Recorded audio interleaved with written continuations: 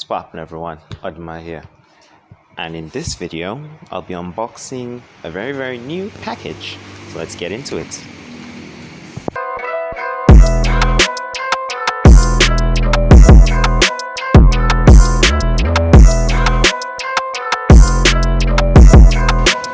I got this package from Afrione, or rather I bought it from Jumia, but it's made by Afrione.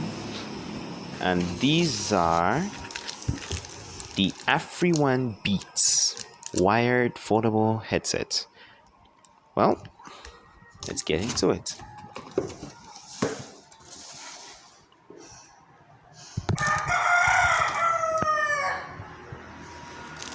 They're wired headsets, but then I've heard some interesting things about them. So let's check them out. Pretty standard package if you ask me.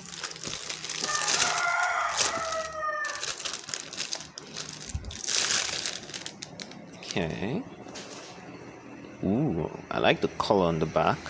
It's just a cardboard paper, which is fine. I got the blue variant of this. I don't think there's another color you can get. So let's see. Say it has a foldable design, and well, seems pretty decent. Seal's not broken. Okay, so let's get into it. Please, kids, do not do this at home.